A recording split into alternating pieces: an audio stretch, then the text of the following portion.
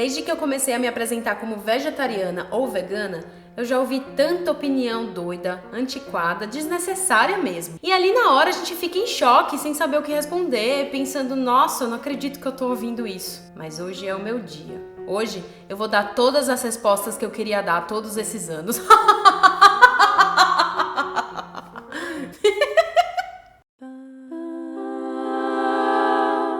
Olá pessoal, tudo bom? Eu sou Janaína Vanzo e essa é a moto passando. Ê, moto!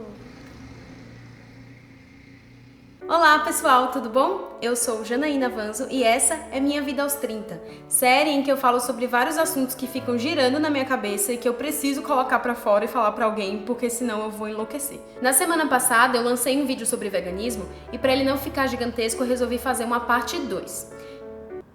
Ai, como tá barulhento hoje, meu Deus. É domingo! Poxa!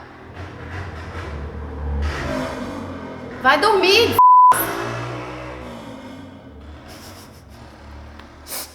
Revoltado.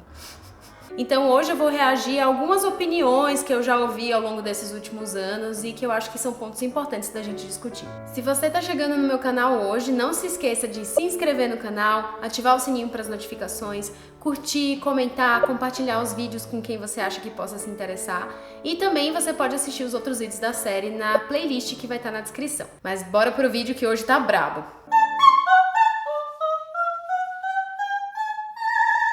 Na real, eu acho que usar o argumento de que não tem comida pra todo mundo é um erro em qualquer conversa que você esteja tendo, porque assim, tem comida pra todo mundo. A gente produz até mais do que a gente precisa. O problema é que a má distribuição de renda e de recursos no mundo faz com que várias pessoas não tenham acesso a comida de qualidade. E tem muita comida em boas condições de uso e reuso que acaba indo parar no lixo, seja durante a produção ou o transporte desses alimentos, seja nos supermercados que escolhem que tipo de verduras e frutas eles vão vender, descartando aquelas que não se encaixam nos padrões deles, ou seja através da gente que não sabe aproveitar os alimentos por completo e não planeja a alimentação direito e acaba jogando várias coisas fora. Sem contar que a produção de carne e derivados animais acaba consumindo muito mais recursos naturais do que se a gente voltasse a nossa produção de alimentos só para produtos vegetais. Então, o buraco é bem mais embaixo. Essa eu ouvi bem no comecinho da minha transição e me deixou pensativa por vários dias. Depois disso, eu fiquei sentindo como se todo o meu esforço fosse em vão e que eu deveria desistir logo. Imagino que não era a intenção consciente da pessoa, mas foi o que aconteceu comigo. De qualquer forma, é algo que eu repito muito aqui nos vídeos. Essas escolhas que a gente faz, elas geram mudanças sim, pequenas, mas geram. Por isso, parecem não ter efeito sobre o mundo, mas tem.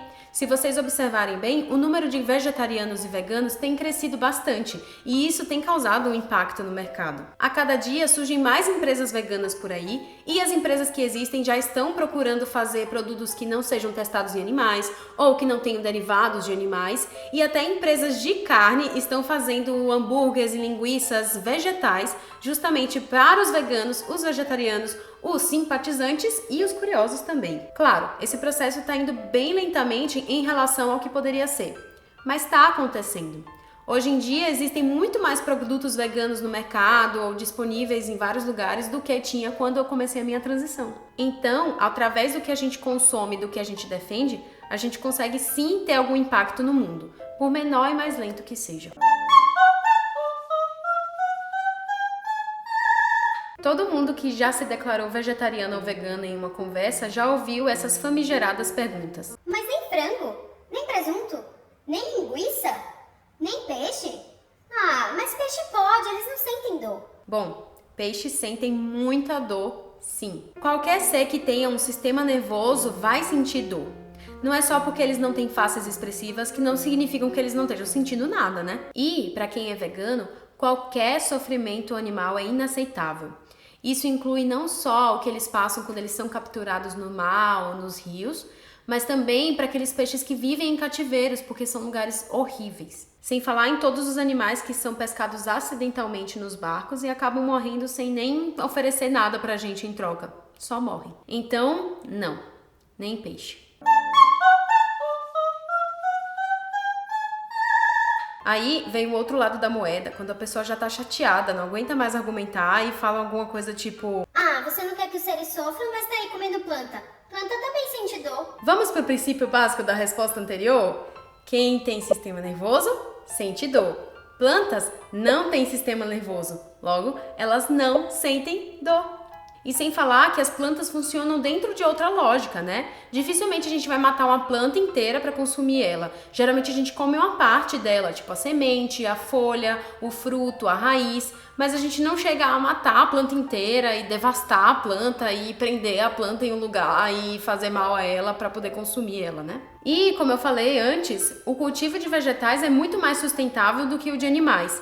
Então, por exemplo, toda a soja que a gente produz, boa parte dela vai para a alimentação desses animais para abate. Então, na real, quem come carne tá dando muito mais sofrimento para as plantas do que os veganos, se elas sentirem alguma dor, né? Enfim, eu acho que esse é o tipo de argumento que a pessoa só usa quando ela não tem mais o que dizer, mas precisa ser contra a sua escolha a qualquer custo. Olha, acho que essa dá pano pra manga. Por isso eu vou começar contando uma história. No começo de 2020, um pouquinho antes da pandemia, teve o aniversário de 1 ano da minha sobrinha. E obviamente eu me preparei e viajei para Salvador para estar lá nesse momento. Só que eu esqueci de avisar para o meu irmão que recentemente eu tinha parado de comer derivados de leite e ovos. Então, quando eu cheguei lá, eu descobri que não ia ter nada que eu pudesse comer. Na verdade, tinha uma salada de frutas que ficava ali disponível para os bebês que estavam na festa. E eu até comi uma ou duas, mas na verdade eu não podia comer tudo porque, né, sacanagem com os bebês. Só que eu ainda tinha algum tempo antes da festa, então eu pensei, não, tudo bem, eu vou fazer uma salada de grão de bico aqui, vou deixar na geladeira da casa do meu irmão esperando. E aí na hora que eu sentir fome, eu venho aqui, como e volto pra festa tranquilamente. E eu fiz a salada, tava muito gostosa, cheia de coisas, feliz da vida. Só que a festa era no salão de festas do condomínio e que era meio longe da casa do meu irmão. Então eu fiquei esperando pelo momento certo pra me ausentar da festa e ir comer lá ou ir buscar minha comida de repente. Mas aí chegaram minhas irmãs e meus sobrinhos e aí eu não consegui pensar em sair da festa pra ir comer, né? Só que eu tava morrendo de fome. E foi bem na hora que começaram a passar os pedaços de bolo. Doce. Por quê? Minha barriga tava roncando muito e todo mundo à minha volta tava comendo, menos eu. Então eu não aguentei e acabei pegando um pedaço de bolo. Eu fiquei tão feliz de comer, super culpada, mas muito feliz. Eu tava com muita fome.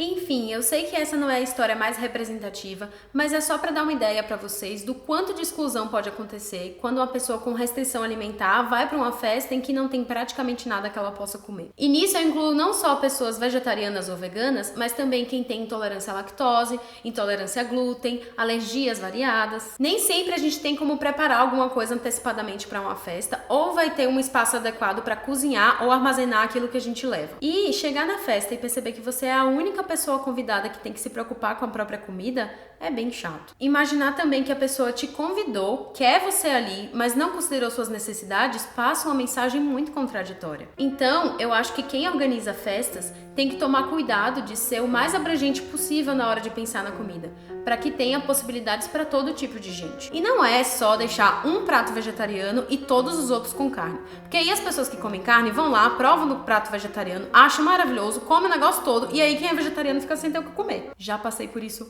muitas vezes.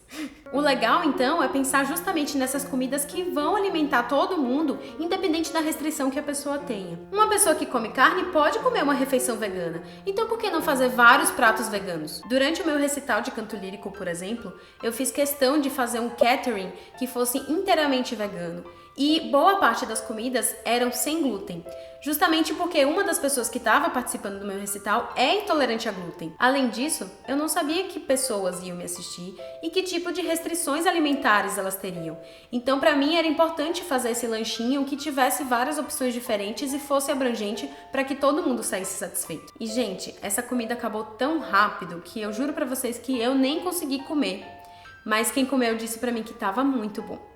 E ninguém reclamou pra mim de falta de carne ou glúten. Então, eu sei que é mais fácil planejar festas com as comidas tradicionais que a gente já tá acostumado, né? Imagina um aniversário sem bolo ou brigadeiro, deve gerar muita discórdia. Mas eu acho que é legal da nossa parte reconhecer as diferentes necessidades alimentares das pessoas que vão estar ali e mostrar pra elas que elas podem ficar tranquilas na festa, sem se preocupar com o que elas vão comer ou se elas vão passar mal com alguma coisa. Claro, a gente não tem como proteger todo mundo de tudo, mas não é difícil tentar. Hoje em dia já tem opções variadas de tudo por aí, então é possível.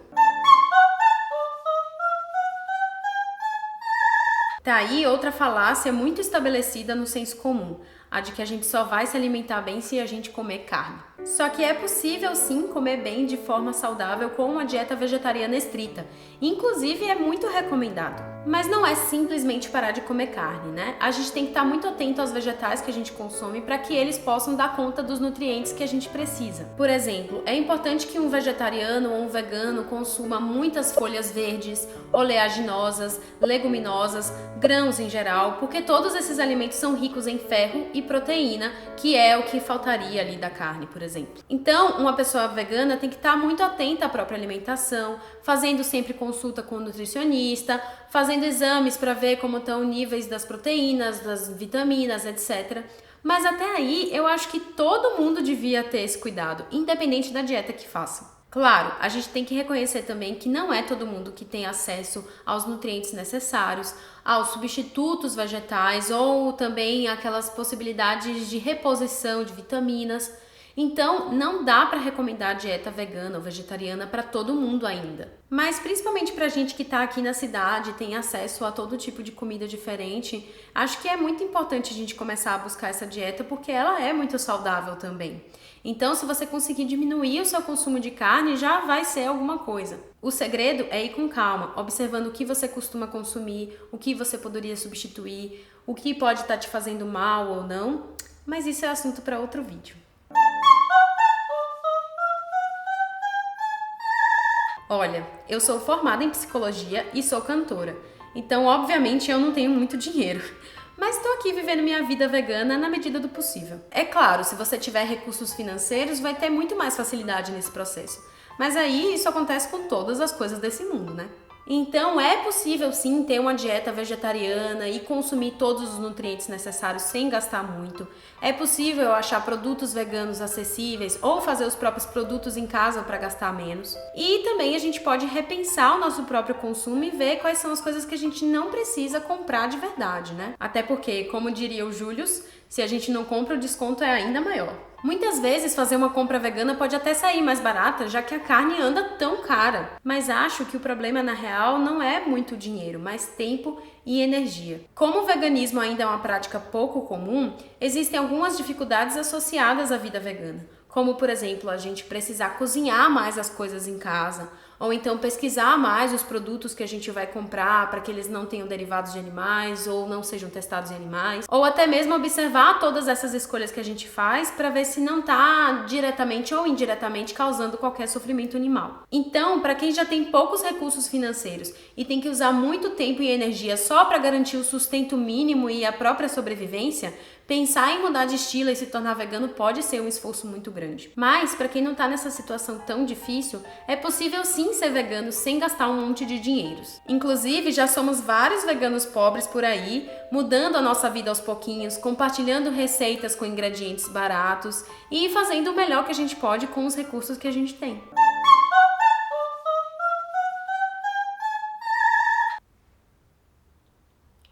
Essa eu nem vou me dar o trabalho de responder. Enfim, se eu sentasse aqui para contar todo tipo de besteira que eu já ouvi sobre veganismo, esse vídeo ia durar pelo menos uma semana. Mas a questão é que existem várias pessoas que se sentem pessoalmente atacadas na presença de um vegetariano ou de um vegano. Por exemplo, se eu tô num bar com amigos e falo: gente, eu não vou querer o quibe porque eu não tô comendo mais carne. Então alguém topa dividir uma porção de fritas? Pode ser que alguma das pessoas que esteja lá entenda essa frase como: olha como eu sou superior a vocês porque eu me preocupo com os animais. Vocês são um bando de perdidos mesmo. Assim, a pessoa parte para a defensiva, colocando na mesa vários argumentos dos mais sensatos aos mais descabidos. Mas, gente, Juro pra vocês que, em geral, o nosso intuito não é atacar ninguém diretamente. Na maioria das vezes a gente só quer comer lá a nossa comidinha de boa sem ficar militando o tempo todo. Mas o que acontece é que existe um mecanismo de defesa muito comum do nosso cérebro que aparece sempre que a gente sente que a nossa identidade está sendo questionada ou atacada de alguma forma. E, como eu falei no vídeo passado, a nossa cultura é essencialmente especista.